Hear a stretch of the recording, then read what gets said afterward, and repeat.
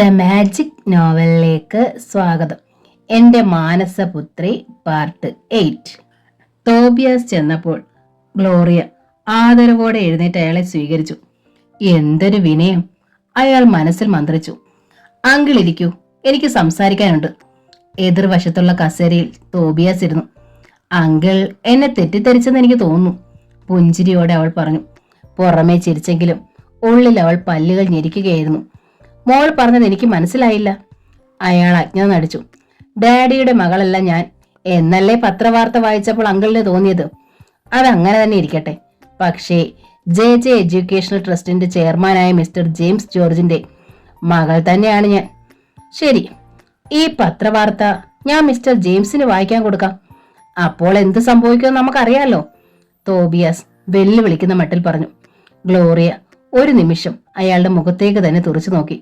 ശരി, ഞാൻ എന്താണ് വേണ്ടതെന്ന് അങ്കിൾ പറ, ഒടുവിൽ അവൾ ആവശ്യപ്പെട്ടു. വെറും അനാഥ പെണ്ണായ നീ കോടീശ്വരനായ ജെയിംസിന്റെ മകളുടെ സ്ഥാനത്താണ് ഇപ്പോൾ ഇരിക്കുന്നത്. അതിന്റെ പ്രയോജനങ്ങൾ നീ അനുഭവിച്ചോ, എനിക്കൊരു പരാതിയില്ല. പക്ഷേ ജെ എഡ്യൂക്കേഷണൽ ട്രസ്റ്റിന്റെ ജനറൽ മാനേജറായ എനിക്കും അതിന്റെ പ്രയോജനങ്ങൾ കിട്ടണം. എന്ന് വെച്ചാൽ മുംതാസും ഞാനും ഞങ്ങളുടെ സ്വത്ത് വിവരങ്ങളെ കുറിച്ച് ഒന്നും എഴുതി തരില്ല. വേണ്ട, അവൾ ഉടൻ സമ്മതിച്ചു. വേറെ ചില പദ്ധതികൾ എനിക്കുണ്ട്, ഞാനതൊക്കെ ഓരോന്നായി കൊണ്ടുവരും. ചോദ്യങ്ങളൊന്നും ചോദിക്കാതെ എല്ലാം നീ ഒപ്പിട്ട് തരണം. തരാം. നല്ല കുട്ടി.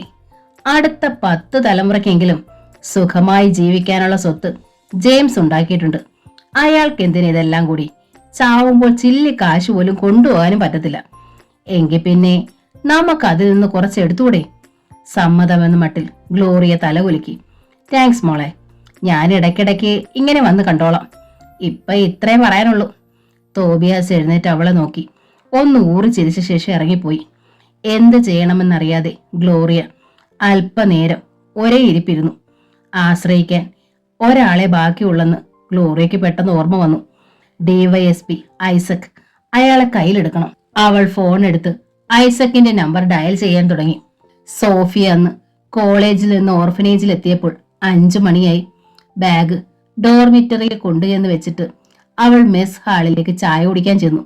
ഷലോമി അവൾക്ക് ചായയും 2 കഷ്ണം ബ്രെഡും കൊടുത്തു. എടി മോളെ, നിന്നെ മരിയാറോ സിസ്റ്റർ അന്വേഷിച്ചായിരുന്നു, അവൾ പറഞ്ഞു. സോഫിയ പ്രതീക്ഷയോടെ അവളെ നോക്കി. എപ്പോഴാ സിസ്റ്റർ ഫോൺ ചെയ്തേ? സിസ്റ്റർ ബാംഗ്ലൂരിൽ നിന്ന് ഇന്ന് ഉച്ചയ്ക്കുള്ള ട്രെയിനിൽ വന്നിട്ടുണ്ട്.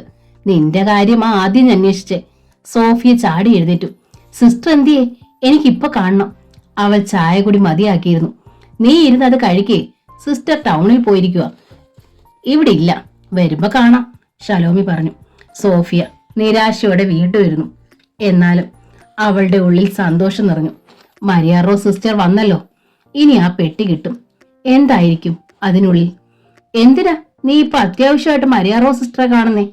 ഷലോമി അവളെ ചോദ്യം ചെയ്തു. ആവശ്യമുണ്ട്, കാര്യം വെളിപ്പെടുത്താതെ അവൾ പറഞ്ഞു. സിസ്റ്ററെ കാണാൻ നീ മുട്ടിയിരിക്കുവാണെന്ന് തോന്നുന്നല്ലോ. വന്നപ്പോ തന്നെ സിസ്റ്റർ നിന്റെ കാര്യം തിരക്കുകയും ചെയ്തു. സത്യം പറ, എന്തുവാ നിങ്ങൾ തമ്മിലുള്ള ബന്ധം? ഈർഷ്യയോടെ ഷലോമി ചോദിച്ചു. സത്യം പറയുന്നതാണ് നല്ലതെന്ന് സോഫിയയ്ക്ക് തോന്നി. എന്റെ അപ്പനമ്മമാരെ കുറിച്ചുള്ള വിവരങ്ങൾ സിസ്റ്റർ വന്നാൽ ചിലപ്പോ അറിയാൻ പറ്റും. വിശ്വാസം വരാതെ ഷലോമി അവളെ നോക്കി. എങ്ങനെ? ഞാൻ പിഞ്ചു കുഞ്ഞായിരുന്നപ്പോ നിർമ്മല എന്നൊരു സ്ത്രീയാ എന്നെ ഇവിടെ കൊണ്ടുവന്ന് മദർ ലത്തീഷയെ ഏൽപ്പിച്ചേ. അന്ന് ഒരു ചെറിയ പെട്ടി ഏൽപ്പിച്ചായിരുന്നു. അതെനിക്ക് തരണമെന്ന് പറഞ്ഞിട്ടാ മദർ മരിച്ചേ. ആ പെട്ടി മരിയാറോ സിസ്റ്ററിന്റെ കയ്യിലുണ്ട്. കേട്ടപ്പോൾ ഷലോമിക്ക് കൗതുകമായി. ആ പെട്ടിയിൽ എന്താണുള്ളത്? അവൾ ചോദിച്ചു. എനിക്കറിയത്തില്ല, കിട്ടുമ്പം എന്നെയും കാണിക്കണേ, അവൾ അഭ്യർത്ഥിച്ചു. കാണിക്കാം, സോഫിയ തലകുലുക്കി. സാധാരണ അവൾ കോളേജിൽ നിന്ന് വന്നാൽ ചായ കൂടി കഴിഞ്ഞിട്ട് കുളിച്ച് പഠിക്കാനിരിക്കുകയാണ് പതിവ്. പക്ഷേ അന്ന് അവൾ കുളിക്കാൻ പോകാതെ മരിയാറോ സിസ്റ്റർ വരാനായി കാത്തിരുന്നു. സന്ധ്യയായപ്പോഴാണ് സിസ്റ്റർ ലെഗോരിയും സിസ്റ്റർ മരിയാറോസും ജീപ്പിൽ വന്നിറങ്ങിയത്. സോഫിയ ഓടിച്ചെന്ന് മരിയാറോ സിസ്റ്ററിന്റെ കൈ പിടിച്ചു. സിസ്റ്ററെ കാത്തിരിക്കുമായിരുന്നു ഞാൻ, അവൾ ആഹ്ലാദത്തോടെ പറഞ്ഞു. എന്തിനാ നീ കാത്തിരുന്നതെന്ന് എനിക്കറിയാം സോഫിയ. ഇനി നിന്റെ ക്ഷമയെ ഞാൻ പരീക്ഷിക്കുന്നില്ല. 1/2 മണിക്കൂർ കൂടി കഴിഞ്ഞ് നീ അങ്ങോട്ട് വാ. ശരി സിസ്റ്റർ. ജീപ്പിൽ നിന്ന് ചില പാക്കറ്റുകളുമായി ബെഞ്ചമിൻ ഇറങ്ങി. കണ്ണുകൾ കൊണ്ട് അവൻ കൊത്തി വലിക്കുന്നത് സോഫിയ കണ്ടു. അവൾ ഓർഫനേജിലേക്ക് മടങ്ങി. അവിടെ ചെന്നിട്ടും അവൾക്ക് ഇരിപ്പുറച്ചില്ല. ഉത്കണ്ഠ കാരണം തന്റെ ഹൃദയം പൊട്ടിപ്പോകുമെന്ന് അവൾക്ക് തോന്നി. താൻ അനാഥയല്ലെന്ന് ഏതാനും നിമിഷങ്ങൾക്കുള്ളിൽ തെളിയും. തന്റെ അപ്പനമ്മമാരെ കുറിച്ചുള്ള സൂചനയെങ്കിലും ഉടൻ കിട്ടും. അവരെ കണ്ടുപിടിക്കാൻ പ്രകാശ് മാത്യു സാർ സഹായിക്കും. കടിച്ചു പിടിച്ച് അവൾ ഒരു വിധത്തിൽ അരമണിക്കൂർ തള്ളി നീക്കി.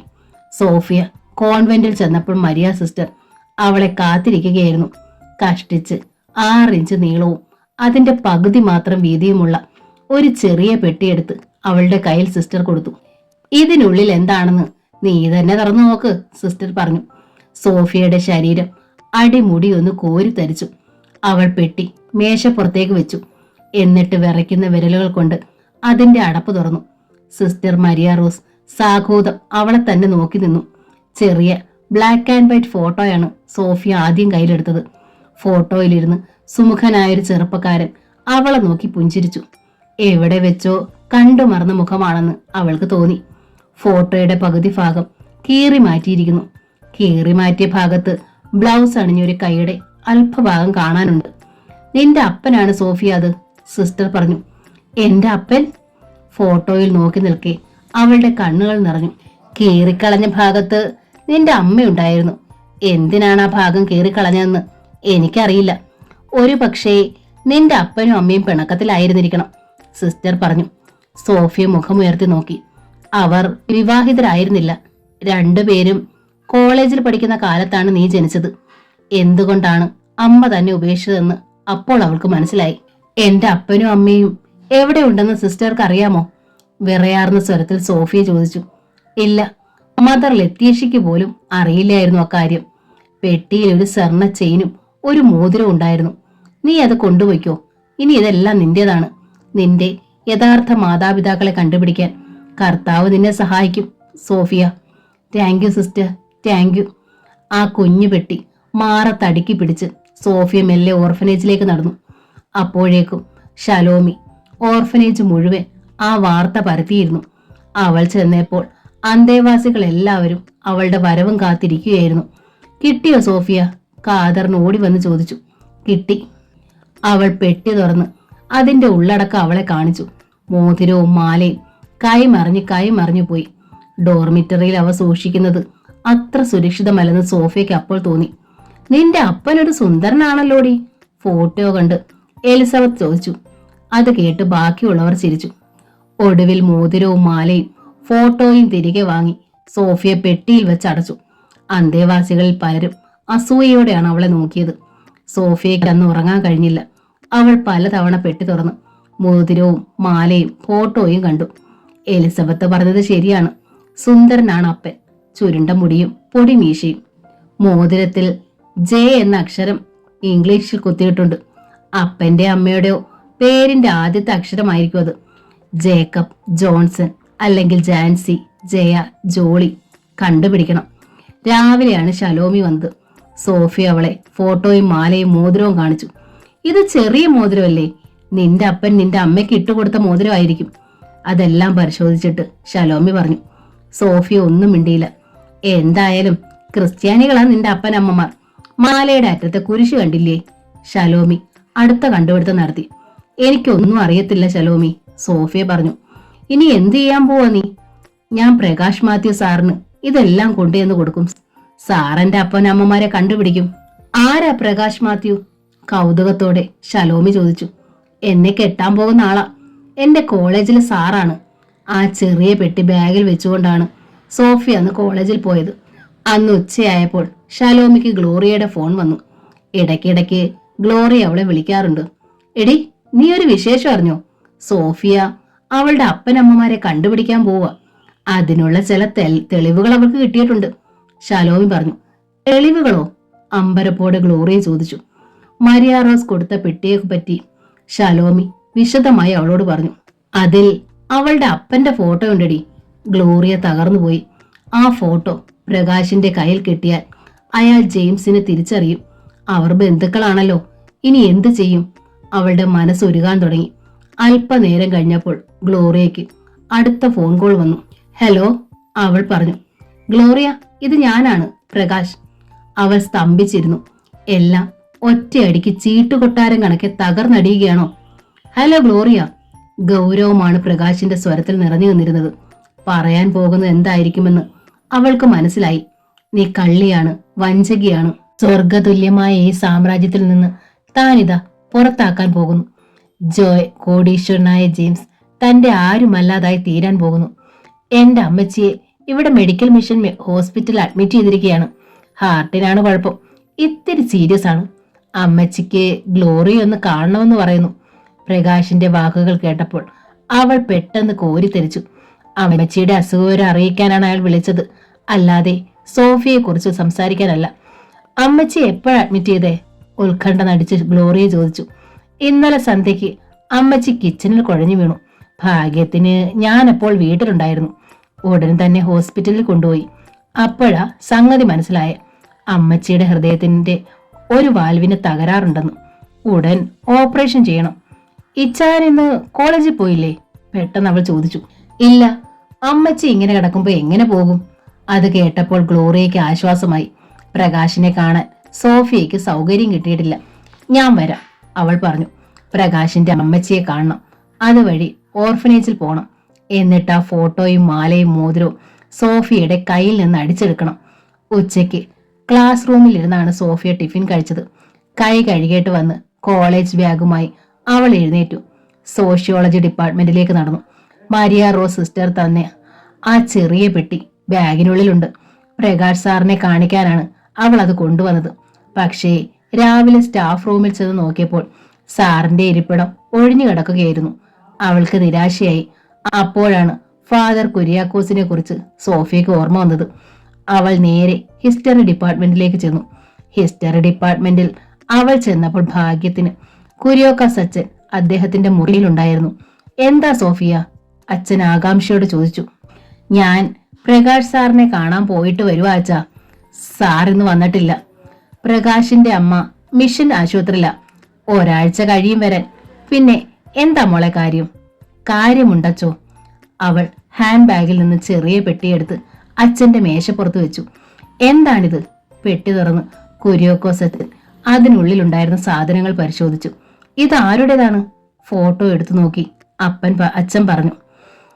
എന്റെ അപ്പന്റെ ചെറുപ്പകാലത്തുള്ള ഫോട്ടോയാണ്. ആ മാലയും മോതിരവും എന്റെ അപ്പന്റെയോ അമ്മയുടെയോ ആണ്. നിനക്കിത് എവിടുന്ന് കിട്ടി മോളെ? ആശ്ചര്യത്തോടെ അച്ഛൻ ചോദിച്ചു. എങ്ങനെയാണ് അതെല്ലാം കിട്ടിയതെന്ന് സോഫിയ കുര്യാക്കോസ് അച്ഛനോട് പറഞ്ഞു. അതിശയത്തോടെയാണ് അച്ഛൻ എല്ലാം കേട്ടിരുന്നത്.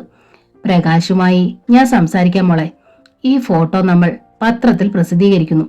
എന്തെങ്കിലും വിവരം കിട്ടാതിരിക്കില്ല, അദ്ദേഹം ശുഭാപ്തി വിശ്വാസത്തോടെ പറഞ്ഞു. സോഫിയ പ്രത്യാശയോടെ അച്ഛനെ നോക്കി. അവൾ മെല്ലെ ഓർഫനേജിലേക്ക് നടന്നു. ഡോർമിറ്ററിയിൽ ചെന്ന് ബാഗിൽ നിന്ന് പെട്ടിയെടുത്ത് അവൾ കട്ടിലിന്റെ കീഴിലുണ്ടായിരുന്ന തകരപ്പെട്ടിയിൽ വെച്ചു. പൂട്ടില്ലാത്ത പെട്ടിയാണ്. സ്വർണമാലയും മോതിരവും ഒക്കെ അവിടെ സൂക്ഷിക്കുന്നത് അത്ര സുരക്ഷിതമല്ലെന്ന് അവൾക്ക് തോന്നി. നാളെ ഒരു പൂട്ട് മേടിക്കണം അവൾ തീരുമാനിച്ചു. മിഷൻ ഹോസ്പിറ്റലിന്റെ മുന്നിൽ ചെന്ന് കാർ നിന്നപ്പോൾ ഗ്ലോറിയ ഡോർ തുറന്നിറങ്ങി. ഞാൻ ഇപ്പൊ വരാം അത്തായിച്ച, അവൾ ഡ്രൈവറോട് പറഞ്ഞു. അവൾ ഹോസ്പിറ്റലിന്റെ എൻക്വയറിയിലേക്ക് ചെന്ന് മറിയാമ്മ ടീച്ചറിന്റെ മുറി ഏതാണെന്ന് ചോദിച്ചറിഞ്ഞു. ലിഫ്റ്റിൽ അവൾ 3ാമത്തെ നിലയിലേക്ക് പോയി. രാവിലെ പുറപ്പെട്ടതാണ്. പ്രതീക്ഷിച്ചതിലും നേരത്തെ എത്താൻ കഴിഞ്ഞു. മണി 10 കഴിഞ്ഞതേ ഉള്ളൂ. അവൾ ചെന്നപ്പോൾ 65ാം മുറിയിൽ മറിയാമ്മ ടീച്ചറിന് പുറമെ പ്രകാശും ഗേളിയും ഉണ്ടായിരുന്നു. അമ്മച്ചിക്ക് എങ്ങനെയിരിക്കുന്നു? ബെഡിനടുത്തേക്ക് ചെന്ന് ഗ്ലോറിയ ചോദിച്ചു. നാളെ ഓപ്പറേഷനാണ്, പ്രകാശ് പറഞ്ഞു. സംസാരം കേട്ട് ടീച്ചർ കണ്ണു തുറന്നു. ഗ്ലോറിയെ കണ്ട് അവരുടെ മുഖം വിടർന്നു. ഗേളി കൗതുകത്തോടെ ഗ്ലോറിയെ നോക്കി. ജീൻസും ടോപ്പുമായിരുന്നു അവളുടെ വേഷം. നിങ്ങൾ രണ്ടുപേരും കുറച്ചു നേരം വെളിയിലേക്ക് ഇറങ്ങുന്നില്ലേ?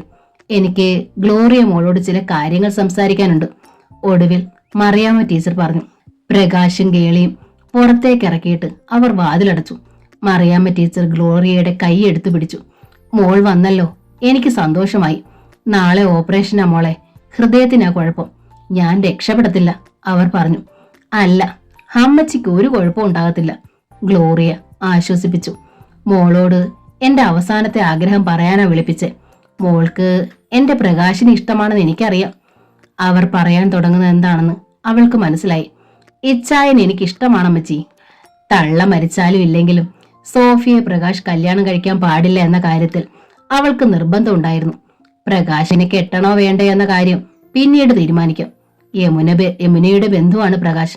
അതുകൊണ്ട് കിട്ടുന്നതിൽ കുഴപ്പമൊന്നുമില്ല. ബന്ധം ശക്തമാകാൻ അത് സഹായിക്കും. മതി മോളെ, എനിക്ക് സന്തോഷമായി. അല്പനേരം കൂടി അവർ സംസാരിച്ചിരുന്നു. പിന്നെ ചെന്ന് വാതിൽ തുറന്നു. പുറത്ത് പ്രകാശും ഗേളിയുണ്ടായിരുന്നു. രണ്ടുപേരോട് യാത്ര പറഞ്ഞ് അവൾ വാർഡിൽ നിന്നിറങ്ങി. ഗ്ലോറിയ ചെന്നപ്പോൾ മത്തായിച്ചൻ കാറിനടുത്ത് നിൽക്കുന്നുണ്ടായിരുന്നു. മത്തായിച്ച, നമുക്കിനി ലിറ്റിൽ ഫ്ലവർ കോൺവെന്റിൽ പോകണം. കാറിൽ കയറിയിരുന്നിട്ട് അവൾ പറഞ്ഞു. കോൺവെന്റിന്റെ മുറ്റത്ത് കാർ ചെന്ന് നിന്നപ്പോൾ 11 മണിയായിരുന്നു.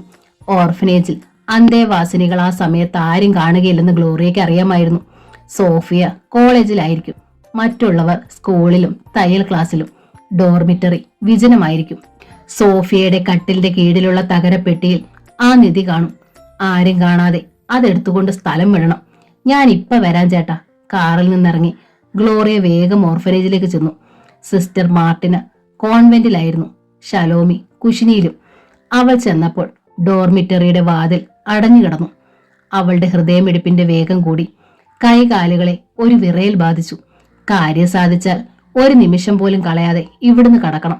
ശബ്ദമുണ്ടാക്കാതെ ഗ്ലോറിയ ഡോർമിറ്ററിയുടെ വാതിൽ തള്ളി തുറന്നു. ഉള്ളിലേക്ക് നോക്കിയപ്പോൾ അവൾ ഞെട്ടിപ്പോയി. സോഫിയ അവളുടെ കട്ടിലിരിക്കുന്നു. അവളെ കണ്ട് ഗ്ലോറിയയുടെ മുഖം വിളറി. ഒട്ടും പ്രതീക്ഷിച്ചതല്ല. സോഫിയ അവളെ കണ്ട് ഓടി വന്നു. എന്താ ഗ്ലോറിയ, ഒരു മുന്നറിയിപ്പും ഇല്ലാതെ? ആശ്ചര്യത്തോടെ അവൾ ചോദിച്ചു. ഇന്നലെ രാത്രിയിൽ ഞാൻ നിന്നെ സ്വപ്നം കണ്ടു മോളെ. ഇപ്പോൾ നേരിട്ട് കാണണമെന്ന് തോന്നി. രാവിലെ കാർ എടുത്ത് ഇങ്ങു പോന്നു. നീ എന്താ കോളേജിൽ പോകാഞ്ഞേ? സന്തോഷം അഭിനയിച്ച് ഗ്ലോറിയ അവളുടെ കൈ എടുത്തു പിടിച്ചു. ഞങ്ങളുടെ കോളേജിൽ ഒരു കുട്ടി ആറ്റിൽ വീണു മരിച്ചു. അതിന്റെ അവധിയാണിന്ന്. നീ വന്നത് നന്നായി. ഞാൻ നിന്നെ ചില സാധനങ്ങൾ കാണിക്കാം. തകരപ്പെട്ടിയിൽ നിന്ന് ചെറിയ പെട്ടിയെടുത്ത് സോഫിയ ഫോട്ടോയും മോതിരവും മാലയും ഗ്ലോറിയെ കാണിച്ചു. കൗതുകം നടിച്ച് അവൾ എല്ലാം പരിശോധിച്ചു. ജെയിംസിന്റെ ഫോട്ടോ കണ്ട് അവൾ അയാളെ തിരിച്ചറിഞ്ഞു. എന്റെ അപ്പനാടി ഇത്, അഭിമാനത്തോടെ സോഫിയ പറഞ്ഞു. നിനക്ക് എങ്ങനെ കിട്ടിയതെല്ലാം? ഗ്ലോറിയ ചോദിച്ചു. എങ്ങനെയാണ് അതെല്ലാം കിട്ടിയെന്ന് സോഫിയ അവളോട് പറഞ്ഞു. ഇതെല്ലാം കൊണ്ട് നീ എന്തു ചെയ്യാൻ പോവാ? ഉത്കണ്ഠ അടക്കി ഗ്ലോറിയ ചോദിച്ചു. ഇതെല്ലാം വെച്ച് ഞാൻ എന്റെ അപ്പനെ കണ്ടുപിടിക്കും മോളെ. അതിന് പ്രകാശ് സാർ എന്നെ സഹായിക്കും. ഈ ഫോട്ടോ വെച്ച് പത്രത്തിൽ പരസ്യം കൊടുക്കാമെന്നാ കുര്യോക്കോസ് അച്ഛൻ പറഞ്ഞത്. ഗ്ലോറിയ വീണ്ടും ഞെട്ടി. അത് വേണോ മോളെ? നിന്റെ അപ്പം വേറെ പെണ്ണ് കെട്ടി ഭാര്യയും മക്കളും ഒത്ത് സുഖമായി ജീവിക്കുകയായിരിക്കും. നീ ആയിട്ട് ഇനി ആ കുടുംബത്തിന്റെ സമാധാനം ഇല്ലാതാക്കണോ? ഗ്ലോറിയ അവളെ നിരുത്സാഹപ്പെടുത്താൻ ശ്രമിച്ചു. എനിക്കെന്റെ അപ്പനെ ഒന്ന് കണ്ടാ മതിയടി. സുഖമായി ജീവിച്ചോട്ടെ.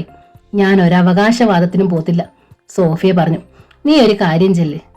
ഇതെല്ലാം എന്നെ ഏൽപ്പിക്ക്. എന്റെ ഡാഡി വഴി ഞാൻ നിന്റെ അപ്പനെ കണ്ടുപിടിച്ചു തരാം. അതൊരു നല്ല ആശയമാണെന്ന് സോഫിയക്ക് തോന്നി.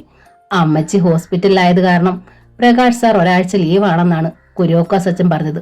ഗ്ലോറിയെ ഏൽപ്പിച്ചാൽ സാർ വരും മുമ്പേ. വേണ്ട മോളെ, ഇതെല്ലാം എനിക്ക് പ്രകാശ് സാറിനെ കാണിക്കണം. അത് കഴിഞ്ഞു മതി. എനിക്ക് ധൃതിയൊന്നുമില്ല, സോഫിയ പറഞ്ഞു. ഗ്ലോറിയയുടെ ആ തന്ത്രവും ഫലിച്ചില്ല. ഷലോമിയും സിസ്റ്റർമാരെയും കണ്ടിട്ട് അപ്പോൾ തന്നെ മടങ്ങിപ്പോയി. കാറിലിരുന്ന് യാത്രയിലുടനീളം അവൾ തല പുകച്ചു. തോബിയാസിൽ നിന്ന് എങ്ങനെ രക്ഷപ്പെടും? അയാൾ ഇല്ലാതാകണം. വീട്ടിൽ ചെന്നു കഴിഞ്ഞ് അവൾ ജെയിംസിനോടും യമുനയോടും പ്രകാശിന്റെ അമ്മച്ചിയെക്കുറിച്ചുള്ള വിവരങ്ങൾ പറഞ്ഞു. അതിനുശേഷം ഓഫീസിലേക്ക് പോയി. തോബിയാസും മുംതാസുമാണ് സ്വത്ത് വിവര കണക്കുകൾ തരാനുള്ളത്. രണ്ടുപേരുടെയും സ്വത്ത് വിവരങ്ങൾ തരില്ലെന്നും അയാൾ പറഞ്ഞു. അവർ തമ്മിൽ എന്താണ് ബന്ധം? രണ്ടുപേരും കൂടി ചേർന്ന് ട്രസ്റ്റിന്റെ പണം തിരിമറി നടത്തുന്നുണ്ടോ? ഗ്ലോറിയ ഫോൺ എടുത്ത് ഐസക്കിനെ വിളിച്ചു. അങ്കിൾ, എനിക്ക് അത്യാവശ്യമായിട്ടൊന്ന് കാണണമല്ലോ. എപ്പോഴാണ് സൗകര്യം? ഞാനിപ്പോൾ തിരക്കിലാണല്ലോ. വീട്ടിൽ വരുമ്പോൾ ലേറ്റ് ആവും. നാളെ കണ്ടാ മതിയോ? ഞാൻ ഓഫീസിലേക്ക് വന്നാലോ? 7 മണിയായിട്ട് ഞാൻ ഓഫീസിൽ വരൂ. ഇപ്പോൾ വേറൊരു സ്ഥലത്ത് നിൽക്കുകയാണ്. 7 മണിക്ക് ഞാൻ വരാം. ഐസക് അങ്കിളിനെ കണ്ടിട്ട് വരാമെന്ന് പറഞ്ഞ് ഗ്ലോറിയയും അന്ന് വൈകുന്നേരം 7 മണിയായപ്പോൾ പേൾ വ്യൂവിൽ നിന്നും ഒറ്റയ്ക്ക് കാറുമെടുത്തിറങ്ങി. ഡിവൈഎസ്പിയുടെ ഓഫീസിൽ ചെന്നപ്പോൾ ഐസക് എത്തിയിട്ടില്ല. അവൾ പുറത്ത് കാറിൽ കാത്തിരുന്നു. 5 മിനിറ്റ് കഴിഞ്ഞപ്പോൾ അയാൾ വന്നു. എന്താ മോളെ കാര്യം? അങ്കിൾ, എന്റെ ജീവന് ഭീഷണിയുണ്ട്. എനിക്കൊരു കൈത്തോക്ക് വേണം. അയ്യോ മോളെ, അതിന് കളക്ടറുടെ പെർമിറ്റൊക്കെ വേണം. തോക്ക് സൂക്ഷിക്കണമെങ്കിൽ. അസീം ഭായിയുടെ ആളാണെന്ന് പറഞ്ഞ് ഒരുത്തിന് ഇന്ന് രാവിലെ എനിക്ക് ഫോൺ ചെയ്തു. എന്നെ കൊന്നുകളയുമെന്ന് പറഞ്ഞു. അയാളൊന്ന് ആലോചിച്ചു. ശരി, ഞാനൊന്ന് ആലോചിക്കട്ടെ. ഐസക് സമ്മതിച്ചു. തിരിച്ചു പോകുമ്പോഴാണ് മുംതാസിനെ ഒന്ന് കണ്ടാലോ എന്ന് ഗ്ലോറിയയ്ക്ക് തോന്നിയത്. അയാൾ അവളോട് സംസാരിച്ചാൽ എന്തെങ്കിലുമൊക്കെ രഹസ്യങ്ങൾ അറിയാൻ സാധിച്ചേക്കും. അവൾ വാച്ചിൽ നോക്കി. മണി 7:30. മുംതാസിന്റെ വീടിന്റെ ഗേറ്റ് അടഞ്ഞു കിടക്കുകയായിരുന്നു. കാർ വെളിയിൽ നിർത്തിയിട്ട് അവൾ ഇറങ്ങി. വീടുമുറ്റത്ത് തോബിയാസിന്റെ കാർ കിടക്കുന്നത് അപ്പോൾ ഗ്ലോറിയ കണ്ടു. പെട്ടെന്ന് അവളുടെ ഹൃദയമിടിപ്പിന്റെ വേഗം ഉയർന്നു. ശബ്ദമുണ്ടാക്കാതെ അവൾ ഗേറ്റ് തുറന്ന് അകത്തേക്ക് കയറി. തോബിയാസ് അപ്പോൾ മുംതാസിന്റെ ബെഡ്റൂമിലായിരുന്നു. അയാൾ അവളെ കെട്ടിപ്പിടിച്ച് കിടക്കുകയായിരുന്നു. പേൾ വ്യൂവിനേക്കാൾ വലിയ 2 ബംഗ്ലാവുകളാ ഞാൻ ഉണ്ടാക്കാൻ പോകുന്നേ. ഒന്ന് നിനക്കും മറ്റേത് എനിക്കും, അയാൾ അവളുടെ കാതിൽ പറഞ്ഞു. അവൾ ചിരിച്ചു. പെട്ടെന്നാണ് ആരോ വാതിലിൽ മുട്ടിയത്. 2 പേര് ഞെട്ടി. അക്ബർ വരാൻ സമയമായിട്ടില്ലല്ലോ, മണി 7:30 ആയുള്ളൂ, മുംതാസ് പറഞ്ഞു. മോളായിരിക്കും, തോബിയാസ് പറഞ്ഞു. മുംതാസ് എഴുന്നേറ്റ് നൈറ്റി എടുത്ത് ധരിച്ചു. വാതിലിൽ വീണ്ടും ആരോ മുട്ടി. മുംതാസ് കിടപ്പുമുറിയുടെ വാതിൽ തുറന്നപ്പോൾ പുറത്ത് ഗ്ലോറിയ നിൽക്കുന്നുണ്ടായിരുന്നു. അവളെ കണ്ട് മുംതാസ് ഞെട്ടി. അകത്ത് കിടക്കയിലിരുന്ന തോബിയാസിനെ തുറന്ന വാതിലിലൂടെ ഗ്ലോറിയ കണ്ടു. അയാൾ പെട്ടെന്ന് എഴുന്നേറ്റു. പേടിക്കണ്ട, ഇതുവഴി പോയപ്പോൾ വെറുതെ മുംതാസിനെ ഒന്ന് കാണാൻ കയറിയെന്നേ ഉള്ളൂ. താഴെ ആരെയും കാണാനിട്ടാ മുകളിലേക്ക് കയറി വന്നേ. തോബിയാസ് അങ്കിൾ ഇവിടെ അകത്തയാളാണെന്ന് ഇപ്പോഴാ മനസ്സിലായേ, പുഞ്ചിരിയോടെ ഗ്ലോറിയ പറഞ്ഞു. മുംതാസിന്റെ മുഖം വിളറി വെളുത്തു. മാഡം, ഞാൻ. ഗ്ലോറിയ കൈ ഉയർത്തി. അവളെ തടഞ്ഞു. വേണ്ട, പറയണ്ട, കാര്യങ്ങളൊക്കെ എനിക്ക് മനസ്സിലാവും. നടക്കട്ടെ, ഞാനായിട്ട് തടസ്സമൊന്നും ഉണ്ടാക്കുന്നില്ല. വിജയഭാവത്തിൽ ഗ്ലോറിയ മെല്ലെ തിരിഞ്ഞു നടന്നു. അവൾ സ്റ്റെയർ കേസിന് എത്തിയപ്പോഴേക്കും തോബിയാസ് ഷർട്ട് എടുത്തിട്ട് മുറിയിൽ നിന്ന് ഇറങ്ങി വന്നു. നില്ലടി, മുറിവേറ്റ മൃഗത്തിന്റെ പകയോടെ അയാൾ വിളിച്ചു. ഗ്ലോറിയ പെട്ടെന്ന് നിന്നു. എന്താ അങ്കിൾ? പരിഹാസത്തോടെ അവൾ ചോദിച്ചു. നീ ജയിച്ചെന്നൊന്നും വിചാരിക്കണ്ട. ഈ തോബിയാസിന്റെ കാരുണ്യം ഒന്നുകൊണ്ട് മാത്രമാ ഇപ്പോഴും നീ ജെയിംസിന്റെ മോളായി കഴിയുന്നേ, അത് ഓർമ്മ വേണം, അയാൾ പറഞ്ഞു. അതുകൊണ്ട് ഇക്കാര്യം മിസ്റ്റർ അക്ബറിനെ അറിയിക്കരുത്, മേഴ്സിക്കുട്ടി ആന്റി അറിയിക്കരുത്, അതല്ലേ തോബിയാസ് അങ്കിൾ ഉദ്ദേശിക്കുന്നേ? അതെ, നീ ഇന്നിവിടെ വന്നിട്ടുമില്ല, ഒന്നും കണ്ടിട്ടുമില്ല, മനസ്സിലായില്ലേ? ഓവാ, കപട ഭയത്തോടെ അവൾ തലകുലുക്കി. പൊയ്ക്കോ. ഇന്ന് രാത്രിയിൽ ഞാൻ ഇവിടെ വന്നിട്ടില്ലെന്നും മുംതാസിന്റെ ബെഡ്റൂമിൽ തോബിയാസ് അങ്കിളിനെ കണ്ടിട്ടില്ലെന്നും കൂടി ഞാൻ മിസ്റ്റർ അക്ബറിനെയും മേഴ്സിക്കുട്ടി ആന്റി ഉറപ്പായിട്ടും പറയാം. പോരെ? Good night. ഗ്ലോറിയ താഴേക്ക് പടികൾ ഇറങ്ങിപ്പോയി. എടി, തോബിയാസ് കോപത്തോടെ മുന്നോട്ട് കുതിച്ചു. വേണ്ട. മുംതാസ് അയാളെ ഉറുമ്പടക്കം പിടിച്ചു നിർത്തി. താഴെ വന്ന ഗ്ലോറിയ കാറിൽ കയറി. അവൾ തന്റെ മൊബൈലിൽ അമർത്തി ഒന്ന് ചുംബിച്ചിട്ട് അത് സീറ്റിലേക്കിട്ടു. പിന്നെ ഒരു മൂളിപ്പാട്ടും പാടി കാർ ഓടിച്ചുപോയി. പിറ്റേന്ന് ഓഫീസിൽ ചെന്നപ്പോൾ ജെയിംസിന് സൗകര്യമായി ഒറ്റയ്ക്ക് കാണാൻ ഒരവസരത്തിനായി തോബിയാസ് കാത്തിരുന്നു. 12 മണിവരെ ജെയിംസിന് സന്ദർശകരുണ്ടായിരുന്നു. അവസാനത്തെ വിസിറ്ററും പോയി കഴിഞ്ഞപ്പോൾ തോബിയാസ് ഒരു നീണ്ട കവറുമായി ജെയിംസിന്റെ മുറിയിലേക്ക് ചെന്നു. സാറിന് വായിക്കാൻ താല്പര്യമുള്ളൊരു വാർത്തയും കൊണ്ടാണ് ഞാൻ വന്നിരിക്കുന്നത്. സാറിന്റെ കുഞ്ഞിനെ ലിറ്റിൽ ഫ്ലവർ ഓർഫനേജിൽ കൊണ്ടുചെന്ന് ഏൽപ്പിച്ചത് നിർമ്മല എന്ന സ്ത്രീ ആയിരുന്നല്ലോ. അവർ ബാംഗ്ലൂരിലേക്ക് തിരിച്ചു പോകുമ്പോൾ ഉണ്ടായ ബസ് അപകടത്തിന്റെ വാർത്ത പത്രം യാദൃച്ഛികമായി എനിക്ക് കിട്ടി. തോബിയാസ് കവറിൽ നിന്ന് ആ പഴയ പത്രം എടുത്ത് അയാൾക്ക് കൊടുത്തു. ജെയിംസ് കൗതുകത്തോടെ ആ വാർത്ത മുഴുവൻ വായിച്ചു. പാവ നിർമ്മല മാത്യുവിന്റെ ഫോട്ടോ നോക്കി അയാൾ പറഞ്ഞു. സാർ തെറ്റിദ്ധരിക്കുകയില്ലെങ്കിൽ ഇനി ഞാനൊരു കാര്യം പറയാം. തോബിയാസ് പ്രധാന വിഷയം അവതരിപ്പിക്കാൻ തയ്യാറായി. എന്താണ്, പറയൂ, ജെയിംസ് ആവശ്യപ്പെട്ടു. കുഞ്ഞിനെ ഓർഫനേജിൽ കിട്ടുന്ന തീയതിയാണ് അതിന്റെ ജനനത്തീയതിയെ കണക്കാക്കുന്നത്. അതനുസരിച്ച് സാറിന്റെ കുഞ്ഞിനെ ജനുവരി 20-ാം തീയതിയാണ് ലിറ്റിൽ ഫ്ലവർ ഓർഫനേജിൽ നിർമ്മല ഏൽപ്പിച്ചത്. അതെ, ഇത് ജനുവരി 21-ാം തീയതിയിലെ പത്രമാണല്ലോ, ജെയിംസ് പറഞ്ഞു. അവിടെയാണ് സാർ എന്റെ സംശയം. ജനുവരി 20-ന് ഒരു മാസം മുമ്പ് തന്നെ ഗ്ലോറി എന്ന കുഞ്ഞിനെ ഓർഫനേജിൽ കിട്ടിയിരുന്നു. അതായത് ഡിസംബർ 18-ന്. അതായത് നിർമ്മല കൊണ്ടുചെന്ന് കൊടുത്തതല്ല ഗ്ലോറിയ എന്നാണോ തോബിയാസ് പറയുന്നത്? രേഖകൾ വെച്ച് നോക്കുമ്പോൾ അങ്ങനെയാണ് എനിക്ക് തോന്നുന്നത്.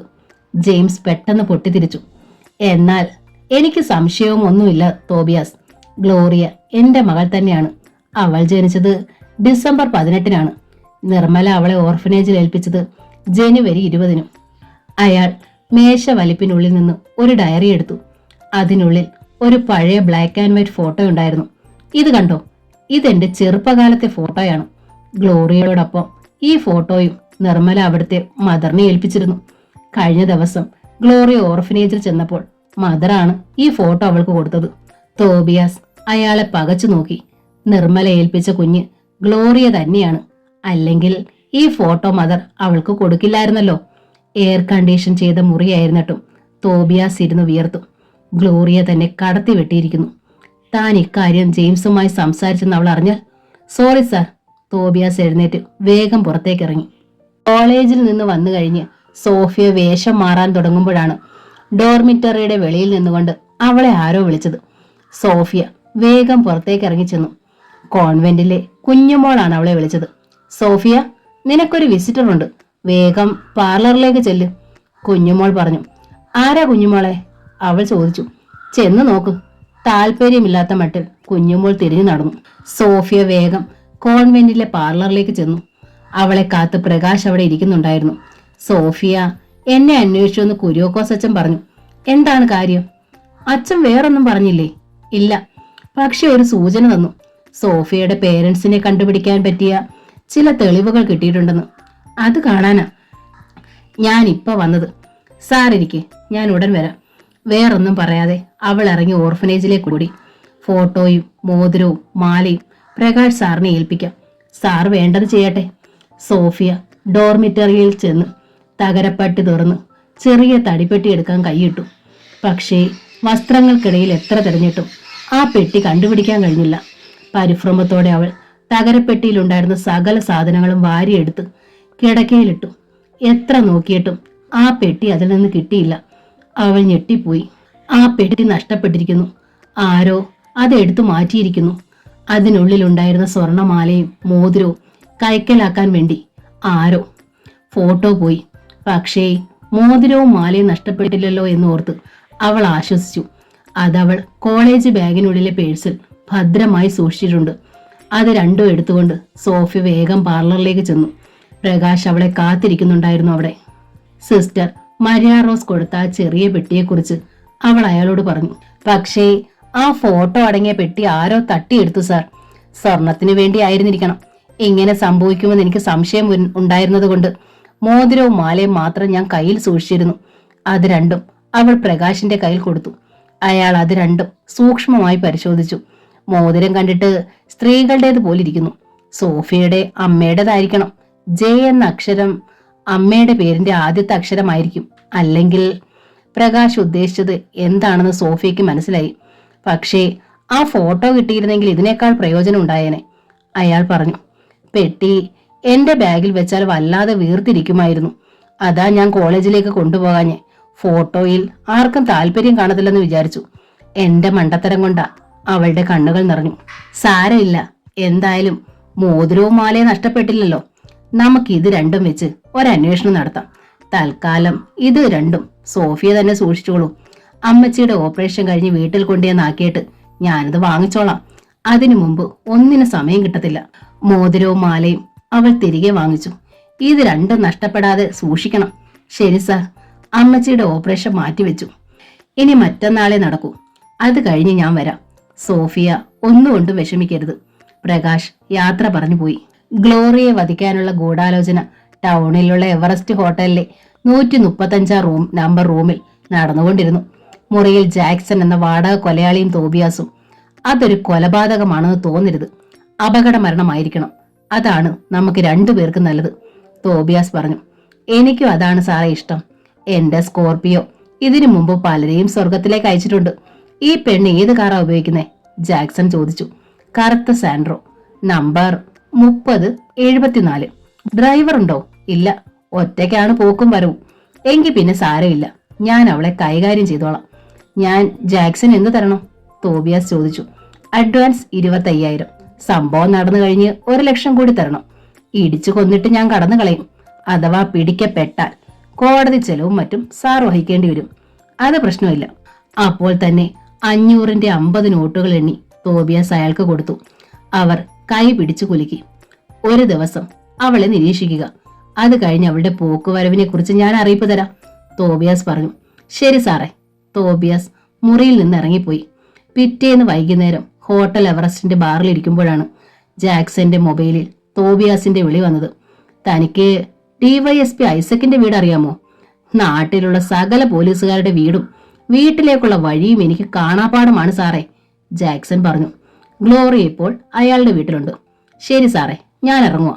ഗ്ലാസ്സിലുണ്ടായിരുന്ന റം ഒറ്റ വീർപ്പിൽ അകത്താക്കിയിട്ട് ജാക്സൺ ബാറിൽ നിന്നിറങ്ങി. പുറത്ത് അയാളുടെ പച്ച സ്കോർപിയോ കാർ കിടപ്പുണ്ടായിരുന്നു. അതിൽ കയറി ജാക്സൺ അപ്പോൾ തന്നെ ഐസക്കിന്റെ വീട്ടിലേക്കുള്ള റോഡിലേക്ക് പുറപ്പെട്ടു. ടൗണിൽ നിന്ന് 1 കിലോമീറ്റർ ഉണ്ട് ഐസക്കിന്റെ വീട്ടിലേക്ക്. ആ ആറിന്റെ കരയിലൂടെ പോകുന്ന റോഡ് കുറെ ഭാഗം വിജനമാണ്. അടുത്തെങ്ങും ആൾ താമസമില്ല. കുറച്ചപ്പുറത്ത് മാറി റോഡ് വക്കിൽ വണ്ടി പാർക്ക് ചെയ്ത് ജാക്സൺ കാത്തിരുന്നു. അവിടെ നിന്നാൽ ദൂരെ നിന്നേ വണ്ടികൾ വരുന്നത് കാണാം. അപ്പോൾ ഐസക്കിന്റെ വീട്ടിലിരുന്ന് ഗ്ലോറിയ, എൽസിയും ഐസക്കും റോബിനുമൊത്ത് ചായ കുടിക്കുകയായിരുന്നു. മൃദുലയും ഉണ്ടായിരുന്നു അപ്പോൾ അവിടെ. നാളെ കളക്ടറേറ്റ് വരെ വരാമോ ഒന്ന് മോൾക്ക്? ലൈസൻസിന്റെ കാര്യത്തിൽ കളക്ടറെ ഒന്ന് കാണുന്നത് നല്ലതാണ്, ഐസക് പറഞ്ഞു. തോക്ക് കിട്ടിയാൽ അത് ഉപയോഗിക്കാൻ ഗ്ലോറിയയ്ക്ക് അറിയാമോ? മൃദുല ചോദിച്ചു. ഐസക് അങ്കിൾ എന്നെ പഠിപ്പിക്കൂ ആന്റി, അവൾ പറഞ്ഞു. അപ്പോൾ ഇനി ഗ്ലോറിയോട് ഇടപെടുന്നത് സൂക്ഷിച്ചു വേണം, റോബിൻ പറഞ്ഞു. എല്ലാരും പൊട്ടിച്ചിരിച്ചു. ഗ്ലോറിയ വാച്ചിൽ നോക്കി. മണി 5:30. എന്നാൽ ഞാൻ ഇറങ്ങട്ടെ, നാളെ കാണാം അങ്കിൾ. എന്നെ വിളിച്ചാ മതി, ഞാൻ വരാം. അവൾ യാത്ര പറഞ്ഞിറങ്ങി. റോഡിൽ വാഹനങ്ങളൊന്നുമില്ലായിരുന്നു ആ നേരത്ത്. പെട്ടെന്ന് ഒരു പച്ച സ്കോർപിയോ എതിർവശത്ത് നിന്ന് ചീറി പാഞ്ഞു വരുന്നത് അവൾ കണ്ടു. അവൾ കാർ വേഗം ഇടത്തേക്ക് വെട്ടിച്ചു. പക്ഷെ വണ്ടി അവളുടെ നിയന്ത്രണത്തിൽ നിന്നില്ല. അത് ആറ്റുവക്കത്തെ കുറ്റിക്കാട്ടിലേക്ക് ഇറങ്ങി. 10 അടി പൊക്കത്തിൽ നിന്ന് താഴെ നിറഞ്ഞൊഴുകുന്ന ആറ്റിലേക്ക് ഒരു വലിയ സോപ്പ് പെട്ടി പോലെ വീണു. കാർ അഗാധതയിലേക്ക് താഴ്ന്നു പോകുന്നതും എവിടെ നിന്നോ ഉള്ളിലേക്ക് വെള്ളം ഇരച്ചു കയറുന്നതും ഗ്ലോറിയ അറിഞ്ഞു. പിന്നെ ഇരുട്ട് മാത്രം. യമുന സിറ്റ് ഔട്ടിൽ ചെന്ന് കുറേ നേരം പുറത്തെ ഇരുട്ടിലേക്ക് നോക്കി നിന്നു. ഗ്ലോറിയ 6 മണി കഴിഞ്ഞപ്പോൾ പുറത്തേക്ക് പോയതാണ്. ഇപ്പോൾ മണി 8 ആകുന്നു. ഇതുവരെ അവൾ എത്തിയിട്ടില്ല. ഇത് പതിവില്ലാത്തതാണ്.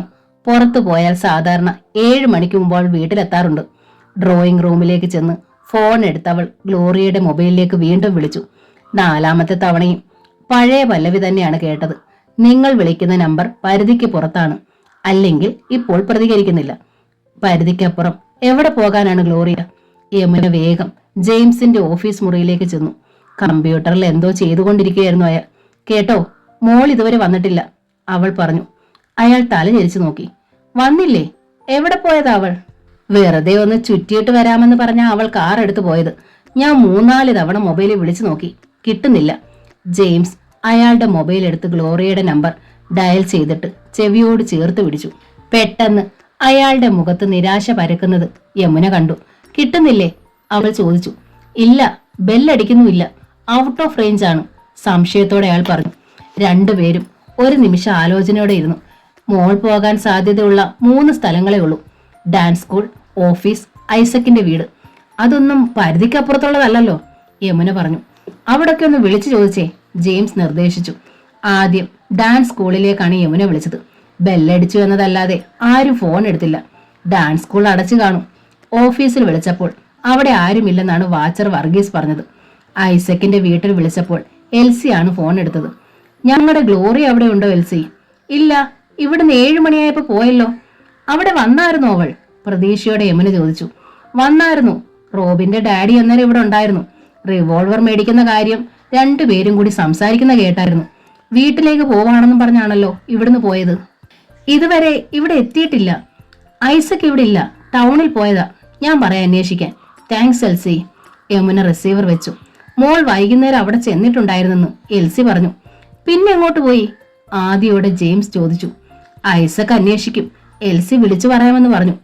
ജെയിംസ് പെട്ടെന്ന് എഴുന്നേറ്റു. ഞാനൊന്ന് പോയി നോക്കിയിട്ട് വരാം. വരുന്ന വഴിയിൽ വല്ല ആക്സിഡന്റും എങ്കിൽ ആരെങ്കിലും വിളിച്ചു പറയാതിരിക്കുമോ? ജെയിംസ് കാർ എടുത്ത് അപ്പോൾ തന്നെ പുറപ്പെട്ടു. തോബിയാസിനെ വിവരം അറിയിക്കുന്നത് നന്നായിരിക്കുമെന്ന് യമുനയ്ക്ക് തോന്നി. അയാൾ വന്നാൽ ജെയിംസിനൊരു സഹായമാവും. തോബിയാസിന്റെ വീട്ടിലേക്ക് യമുന വിളിച്ചു. അയാളാണ് ഫോൺ എടുത്തത്. ഗ്ലോറിയ മോളെ കാണാനില്ല തോബിയാസെ. അവൾ പോകാൻ സാധ്യതയുള്ളിടത്തൊക്കെ വിളിച്ചിട്ടും അവൾ അവിടെ ഇല്ല. ഏതെങ്കിലും ഫ്രണ്ട്സിന്റെ വീട്ടിൽ? തോബിയാസ് സംശയം പറഞ്ഞു. അവൾക്ക് ഫ്രണ്ട്സ് ഒന്നുമില്ല. ധൈര്യമായിട്ടിരിക്കെ, മോൾ ഉടനെ വരും. തീരെ കൊച്ചുകുട്ടിയൊന്നും അല്ലല്ലോ വഴി അറിയാതെ പോകാൻ. ഞാനും അന്വേഷിക്കാം, മാഡം ഒന്നും കൊണ്ട് വിഷമിക്കണ്ട. റിസീവർ വെച്ചിട്ട് തോബിയാസ് ഒന്ന് ഊറി ചിരിച്ചു. അപ്പോൾ ജാക്സൺ വിളിച്ചു പറഞ്ഞത് സത്യമാണ്. അവൾ കാറോടൊപ്പം ആറ്റിലേക്ക് വീണു. ഗ്ലോറിയന് ജീവനോടെ തിരിച്ചു വരില്ല. മണിക്കൂർ ഒന്ന് കഴിഞ്ഞില്ലേ. അവളെ കൊണ്ടുള്ള ഭീഷണി ഒഴിഞ്ഞു പോയിരിക്കുന്നു. ഒന്ന് പൊട്ടിച്ചിരിക്കണമെന്ന് അയാൾക്ക് തോന്നി. ഈ സന്തോഷം താൻ മാത്രം അനുഭവിച്ചാൽ പോരല്ലോ. അയാൾ അപ്പോൾ തന്നെ മുംതാസിനെ വിളിച്ചു. മുംതാസ്, അവളുടെ കഥ കഴിഞ്ഞു. ശബ്ദം താഴ്ത്തി അയാൾ പറഞ്ഞു.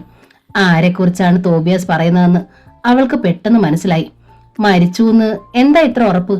എന്നിട്ട് മുംതാസ് ചോദിച്ചു. ദാ ഇപ്പൊ യമുന വിളിച്ചു പറഞ്ഞതേ ഉള്ളൂ. അവൾ ഇതുവരെ വീട്ടിൽ ചെന്നിട്ടില്ല.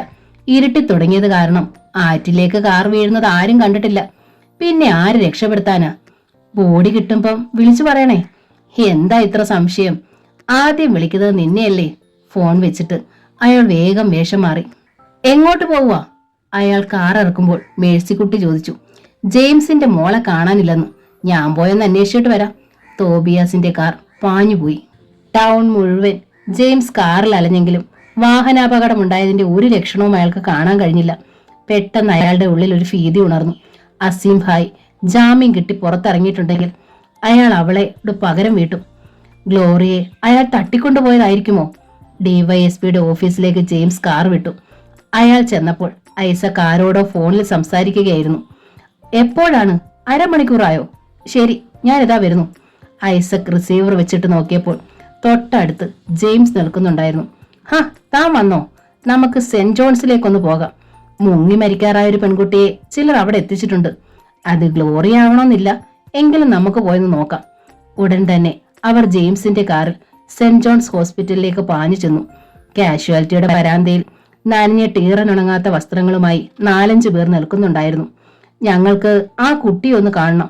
ഐസക് യൂണിഫോമിലായതുകൊണ്ട് കാഷ്വാലിറ്റിയിലെ ഡ്യൂട്ടി ഡോക്ടർ റെജിക്ക് എതിർത്തൊന്നും പറയാൻ കഴിഞ്ഞില്ല.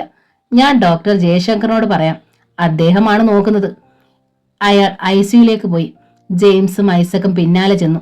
കണ്ണാടി വാതിൽ തുറന്ന് ഡോക്ടർ റെജി അകത്തേക്ക് കയറുമ്പോൾ അകത്ത് ബെഡിൽ കിടക്കുന്ന ഗ്ലോറിയയുടെ മുഖം ജെയിംസ് ഒരു നിമിഷം കണ്ടു. എന്റെ മോള ഐസക്കെ അത്. അകത്തേക്ക് കുതിക്കാൻ ശ്രമിച്ച അയാളെ ഐസക് ബലമായി പിടിച്ചു നിർത്തി.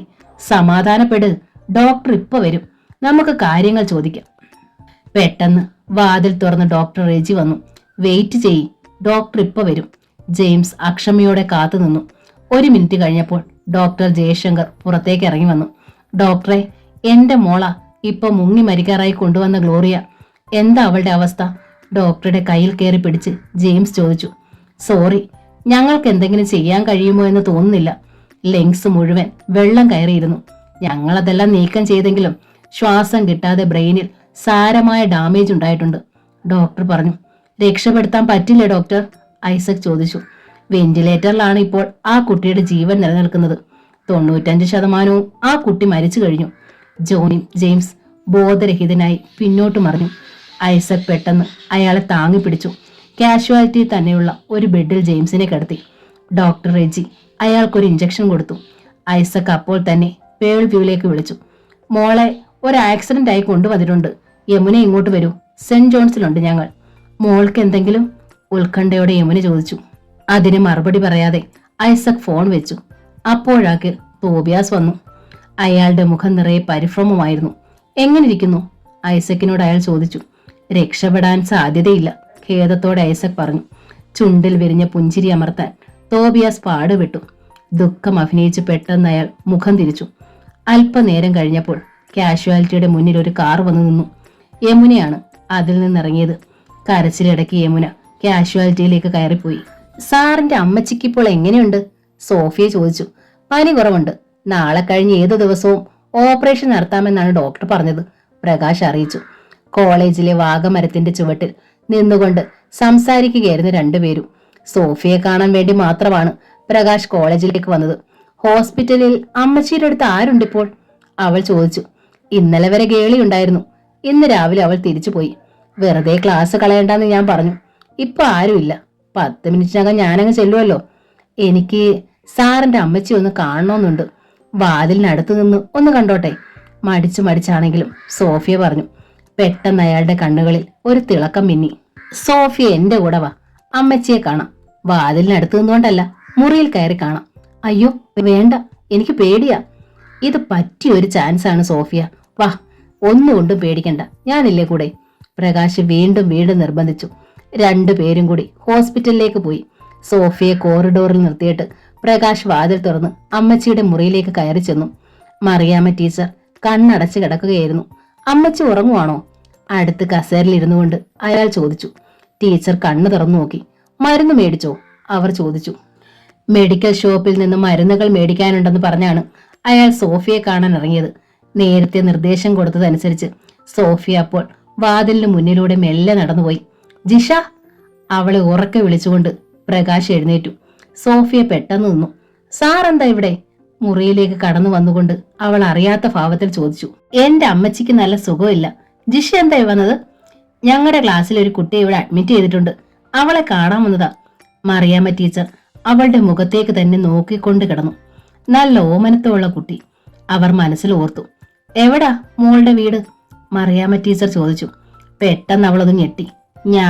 ഞാൻ കോളേജ് ഹോസ്റ്റലിലാ ജിഷ താമസിക്കുന്നത്. പ്രകാശ് പെട്ടെന്ന് സഹായത്തിനെത്തി. എവിടാ മോളുടെ വീട്? അടുത്ത ചോദ്യം വന്നു. കട്ടപ്പനയില. നാവിൽ തോന്നിയൊരു സ്ഥലപ്പേര് അവൾ പറഞ്ഞു. ജിഷയുടെ അപ്പൻ അവിടെ ഏക്കർ കണക്കിന് ഏലത്തോട്ടം ഉണ്ടമ്മച്ചി, പ്രകാശ് പറഞ്ഞു. എന്തുകൊണ്ടോ മറിയാമ്മ ടീച്ചർക്ക് അവളോടൊരു ഇഷ്ടം തോന്നി. മോൾ ഇവിടെ വന്നിരിക്കെ. സോഫി ചെന്ന് കിടക്കയുടെ വക്കിലിരുന്നു. അമ്മച്ചി അവളോട് സംസാരിക്കുന്നത് കണ്ടുകൊണ്ട് പ്രകാശ് സന്തോഷത്തോടെ ഇരുന്നു. അപ്പോഴാണ് അയാളുടെ മൊബൈലിൽ ഒരു കോൾ വന്നത്. യമുനയാണ് വിളിച്ചത്. മുറിയിൽ റേഞ്ച് കുറവായതുകൊണ്ട് പുറത്തിറക്കിറങ്ങിയെന്നാണ് അയാൾ സംസാരിച്ചത്. ജിഷമോളെ എനിക്കിഷ്ടമായി. കൂട്ടുകാരിയെ കാണാൻ നാളെ വരുമ്പോ ഇവിടെ വരണം കേട്ടോ, മറിയാമ്മ ടീച്ചർ പറഞ്ഞു. അവൾ തല കുലുക്കി. പ്രകാശ് അപ്പോൾ മുറിയിലേക്ക് കയറി വന്നു. അയാൾ വല്ലാതെ പരിഭ്രമിച്ചിരുന്നു. ഗ്ലോറിയയ്ക്ക് ഒരു കാർ ആക്സിഡന്റ് ഉണ്ടായ അമ്മച്ചി. അവളുടെ നില അതീവ ഗുരുതരമാണ്. സോഫി അത് കേട്ട് ഞെട്ടി. എന്താ മോനെ ഉണ്ടായത്? ടീച്ചർ ചോദിച്ചു. യമുനയിൽ നിന്ന് അറിഞ്ഞ കാര്യങ്ങളെല്ലാം അയാൾ അമ്മച്ചിയോട് പറഞ്ഞു. സോഫി അതെല്ലാം കേട്ട് മരവിച്ച മനസ്സുമായി ഇരുന്നു. ഉടൻ തന്നെ അവൾ യാത്ര പറഞ്ഞിറങ്ങി. പള്ളിയിൽ ചെന്ന് ഒരു കൂട് മെഴുകുതിരി മുഴുവൻ കത്തിച്ചു വെച്ച് മുട്ടുകാലിൽ നിന്നുകൊണ്ട് അവൾ ഉള്ളുരുകി പ്രാർത്ഥിച്ചു. ദയാനിധിയായ കർത്താവേ, ഗ്ലോറിയയ്ക്ക് ഒരാപത്തും വരുത്തരുതേ, അവളെ കാക്കണമേ. സോഫിയുടെ കവളിൽ നിന്നൊഴുകി വീണ കണ്ണുനീർ തുള്ളികൾ മെഴുകുതിരിയുടെ പ്രകാശത്തിൽ മുത്തുകൾ പോലെ തിളങ്ങി. അപ്പോൾ സെന്റ് ജോൺസ് ഹോസ്പിറ്റലിലെ ഇന്റൻസീവ് കെയർ യൂണിറ്റിലെ തണുത്ത ബെഡിൽ ചേതനയേറ്റ ശരീരം പോലെ കിടന്ന ഗ്ലോറിയയുടെ ഇടത് കൈയിലെ കുഞ്ഞുവിരൽ ചെറുതായി ഒന്ന് ചലിച്ചു. മുംതാസ് സീറ്റിൽ നിന്ന് എഴുന്നേറ്റൊരു ഫയലുമായി പുറത്തേക്കിറങ്ങി. തോബിയാസിന്റെ മുറിയിലേക്കാണ് അവൾ പോയത്. എയർ കണ്ടീഷൻ ചെയ്ത മുറിയിലെ ശീതളിമേലായിരുന്നു തോബിയാസ്. പുതിയ സ്വപ്നങ്ങൾ നെയ്തു കൂട്ടുകയായിരുന്നു. ശബ്ദം കേട്ട് അയാൾ തലയുയർത്തി നോക്കി. അവളെ കണ്ട് അയാൾ പുഞ്ചിരിച്ചു. മുംതാസോ, നിന്റെ കാര്യം ഓർത്തോണ്ടിരിക്കുകയായിരുന്നു ഞാൻ, ആഹ്ലാദത്തോടെ അയാൾ പറഞ്ഞു. അവൾ അടുത്തേക്ക് ചെന്ന് അയാളെ മുട്ടി ഉരുമി നിന്നു. എന്താണ് സാർ എന്നെക്കുറിച്ച് ഓർത്തത്? അടുത്ത ദുബായ് ഫെസ്റ്റിവലിന് നമ്മൾ ഒന്നിച്ചാണ് പോകുന്നത്. നമ്മൾ രണ്ടുപേരും മാത്രം. നിനക്ക് വേണ്ടതെല്ലാം ഞാൻ അവിടുന്ന് മേടിച്ചു തരും. രത്നമാലകളും വളകളും കമ്മലുകളും പിന്നെ എന്തും. ഒരു കൈയെടുത്ത് അവളെ ചുറ്റി പിടിച്ചുകൊണ്ട് അയാൾ പറഞ്ഞു. നമ്മൾ രണ്ടുപേരും മാത്രമായി എങ്ങനെ പോകും സാർ? അവൾ സംശയത്തോടെ ചോദിച്ചു. നമ്മുടെ വീട്ടുകാർ എതിർക്കുമോന്നല്ലേ നിന്റെ പേടി? അതില്ലാതാക്കാൻ ഞാനൊരു വഴി കണ്ടുപിടിച്ചിട്ടുണ്ട്. പെട്ടെന്ന് തോബിയാസിന്റെ മൊബൈൽ ശബ്ദിച്ചു. അയാൾ അതെടുത്തു നോക്കി. ജാക്സൺ ആണ്. നമ്പർ കണ്ട അയാൾ പറഞ്ഞു. അയാൾ പോയില്ലേ? മുംതാസ് ചോദിച്ചു. ഇല്ല, അവൻ 1,00,000 ബാക്കി കൊടുക്കാനുണ്ട്. അവളൊന്ന് മരിച്ചു കിട്ടാതെ മുഴുവൻ സംഖ്യ കൊടുക്കാൻ പറ്റത്തില്ല. അങ്ങനെയാണ് കരാർ. തോബിയാസ് ആ കോൾ എടുത്ത് ജാക്സണോട് സംസാരിച്ചു. താൻ എവിടെയെപ്പോൾ? ഹോട്ടൽ എവറസ്റ്റിൽ സാറിനെ കാത്തിരിക്കുകയാണ്. മണി 12 ബാക്കി പണം കിട്ടിയിട്ട് വേണം എനിക്ക് സ്ഥലം വിടാൻ. ഗ്ലോറിയയുടെ മരണവാർത്ത പ്രതീക്ഷിച്ച് ഞാൻ ഇരിക്കുവാടോ. ഏതു നിമിഷത്തിലും അത് വരും. എന്നിട്ട് ഞാൻ വന്നു തന്നെ കണ്ടോളാം. അതുവരെ എനിക്ക് വെയിറ്റ് ചെയ്യാൻ പറ്റത്തില്ല. അവൾ ചത്തുപോകുമെന്ന് സാറിന് ഉറപ്പല്ലേ? വെറുതെ പ്രശ്നം ഉണ്ടാക്കാതെ സാർ കാശ് കൊണ്ടുവരുന്നതാ നല്ലത്. 1/2 മണിക്കൂർ കൂടി ഞാൻ നോക്കും. വന്നില്ലെങ്കിൽ അങ്ങോട്ട് വരും. ഭീഷണിയായിരുന്നു അത്. ജാക്സൺ ഫോൺ കട്ട് ചെയ്തു. തൊട്ടടുത്ത് നിൽക്കുകയായിരുന്നു മുംതാസ്. അയാളുടെ സംസാരം മുഴുവൻ കേട്ടു. 1,00,000 കൊടുത്ത് അയാളെ അങ്ങ് ഒഴിവാക്ക് സാറേ, അതാ നല്ലത്, അവൾ പറഞ്ഞു. ശരി, കൊടുത്തേക്കാം, അയാൾ സമ്മതിച്ചു. ബാങ്കിൽ നിന്ന് നേരത്തെ എടുത്തു വെച്ചിരുന്ന 1,00,000 രൂപയുടെ പാക്കറ്റുമായി മുംതാസിന്റെ പിന്നാലെ അയാൾ പുറത്തേക്കിറങ്ങി. 10 മിനിറ്റിനകം വരാമെന്ന് പ്രൈവറ്റ് സെക്രട്ടറിയോട് പറഞ്ഞിട്ട് തോബിയാസ് കാർ എടുത്ത് ഹോട്ടൽ എവറസ്റ്റിലേക്ക് പോയി. ഹോട്ടലിന്റെ വിശാലമായ മുറ്റത്ത് കാർ കൊണ്ടുവന്നിട്ടപ്പോൾ കുറച്ചപ്പുറത്ത് മാറി ജാക്സന്റെ പച്ച സ്കോർപിയോ പാർക്ക് ചെയ്തിരിക്കുന്ന അയാൾ കണ്ടു. പെട്ടെന്ന് തോബിയാസിന്റെ മൊബൈൽ ബെല്ലടിച്ചു. അയാൾ അത് എടുത്തു നോക്കി. ജെയിംസ് ആണ് വിളിച്ചത്. തോബിയാസ്, ഒരു സന്തോഷ വാർത്തയുണ്ട്. കുറച്ചു മുമ്പേ മോൾ കണ്ണു തുറന്നു. അവൾക്ക് ബോധം തെളിഞ്ഞിട്ടുണ്ട്. ഇനി ഒന്നും പേടിക്കണ്ടെന്നാണ് ഡോക്ടർ പറഞ്ഞിരിക്കുന്നത്. അയാളുടെ വാക്കുകളിൽ സന്തോഷം പതഞ്ഞുയർന്നു. തോബിയാസ് ഞെട്ടി. ഗ്ലോറിയ മരിച്ചില്ല. അവൾ മരിക്കുകയില്ല. കൊല്ലാൻ വേണ്ടിയാണ് ജാക്സനെ ഏർപ്പെടുത്തിയത്. അവൻ ആ ജോലി പൂർത്തിയാക്കിയില്ല. ജോലി പൂർത്തിയാക്കാതെ അവന് ബാക്കി പ്രതിഫലനത്തിന് അർഹതയില്ല. ഒരു ചാൻസ് കൂടി അവന് കൊടുക്കാം. ഞാനിതാ വരുന്നു സാർ, തോബിയാസ് പറഞ്ഞു. അയാൾ സെന്റ് ജോൺസ് ഹോസ്പിറ്റലിലേക്ക് കാർ തിരിച്ചു വിട്ടു. തോബിയാസ് ചെന്നപ്പോൾ IC യൂണിറ്റിന്റെ മുമ്പിൽ ജെയിംസും യമുനയും നിൽക്കുന്നുണ്ടായിരുന്നു. എന്റെ ഗ്ലോറിയ രക്ഷപ്പെട്ടടോ. ദൈവം എന്നോട് കരുണ കാട്ടി. ഡോക്ടർക്ക് പോലും വിശ്വാസം വരുന്നില്ല. എന്തോ അത്ഭുതം നടന്നെന്നാ അദ്ദേഹം പറയുന്നത്. സന്തോഷം സഹിക്കാൻ വയ്യാതെ തോബിയാസിനെ ജെയിംസ് കെട്ടിപ്പിടിച്ചു. ഞങ്ങളുടെ എല്ലാവരുടെയും പ്രാർത്ഥന ഉണ്ടായിരുന്നു സാർ. ഗ്ലോറിയ മോളല്ല, നമ്മളാ ശരിക്കും രക്ഷപ്പെട്ടെ. ഉള്ളിലുണ്ടായ നിരാശ മറച്ചു വെച്ച് തോബിയാസ് പറഞ്ഞു. അയാൾ അല്പനേരം അവിടെ നിന്നു. പെട്ടെന്ന് അയാളുടെ മൊബൈലിൽ ജാക്സന്റെ കോൾ വന്നു. ഞാനിപ്പോൾ ഹോസ്പിറ്റലിലാണ്, പിന്നെ വിളിക്കാം. തോബിയാസ് പെട്ടെന്ന് അത് കട്ട് ചെയ്തു. അപ്പോഴേക്കും വിവരം അറിഞ്ഞ് ഐസക് വന്നു. ഞാൻ കേട്ടത് ശരിയാണോ ജെയിംസേ? അയാൾ ചോദിച്ചു. ശരിയാണ്. എന്റെ മോൾ ജീവിതത്തിലേക്ക് തിരിച്ചു വന്നടോ. തോബിയാസിന് പിന്നെ അവിടെ നിൽക്കാൻ തോന്നിയില്ല. ഓഫീസിൽ കുറച്ച് അത്യാവശ്യ ജോലികളുണ്ടെന്ന് പറഞ്ഞ് അയാൾ യാത്ര പറഞ്ഞിറങ്ങി. അന്വേഷിച്ചിട്ട് എന്തെങ്കിലും തുമ്പ് കിട്ടിയോ ഐസക്കെ? ജെയിംസ് ചോദിച്ചു. ഏതോ വണ്ടിക്ക് സൈഡ് കൊടുത്തപ്പോ സംഭവിച്ചതാണ്. ഏത് വണ്ടിയാ നേരത്തെ എതിരെ വന്നതെന്ന് ഇതുവരെ കണ്ടുപിടിക്കാൻ സാധിച്ചില്ല. ഞങ്ങൾ അന്വേഷിച്ചോണ്ടിരിക്കുക. അബദ്ധം പറ്റിയതായിരിക്കുമെന്ന് വിചാരിച്ച് ക്ഷമിക്കാം. പക്ഷേ മോളുടെ കാർ ആറ്റിലേക്ക് മറിയുന്നത് കണ്ടപ്പോൾ തന്നെ ആളുകളെ വിളിച്ചുകൂട്ടി രക്ഷപ്പെടുത്താനുള്ള ശ്രമം നടത്തണമായിരുന്നു. ആരായാലും അതവർ ചെയ്തില്ല. പോലീസിനെ അറിയിച്ചില്ല. ജെയിംസിന്റെ വാക്കുകളിൽ രോഷം കത്തിപ്പടർന്നു. ക്രെയിൻ കൊണ്ടുവന്ന് ഇന്നലെ ആറ്റിൽ നിന്ന് കാർ പൊക്കിയെടുത്തിട്ടുണ്ട്. വർക്ക്ഷോപ്പിൽ കൊടുക്കാതെ ഞാനത് സ്റ്റേഷനിൽ കൊണ്ടുപോയി കസ്റ്റഡി വെച്ചിരിക്കുക. അത് നന്നായി. പരിശോധന കഴിഞ്ഞിട്ട് മതി സർവീസ് ചെയ്യിക്കുന്നത്. ഐസക് ഉടൻ തന്നെ യാത്ര പറഞ്ഞിറങ്ങി. അയാൾ പുറത്തു വന്ന് ജീപ്പിൽ കയറുമ്പോൾ പച്ച നിറത്തിലുള്ള ഒരു സ്കോർപിയോ എരച്ചു വന്ന് തൊട്ടടുത്ത് നിന്നു. ഐസക് ഒന്ന് നോക്കി. ജാക്സൺ ആണ് അതിലുണ്ടായിരുന്നത്. DYSP ഐസക്കിനെ കണ്ട അയാളൊന്ന് ഞെട്ടി. അയാൾ കാറിൽ നിന്ന് ഇറങ്ങിയില്ല. എന്റെ മാനസപുത്രി എന്ന നോവലിന്റെ ഈ ഭാഗം ഇവിടെ പൂർണ്ണമാവുകയാണ്. ഈ നോവൽ നിങ്ങൾക്ക് ഇഷ്ടമായെങ്കിൽ ലൈക്ക് ചെയ്ത് ഷെയർ ചെയ്ത് സബ്സ്ക്രൈബ് ചെയ്യണേ. താങ്ക്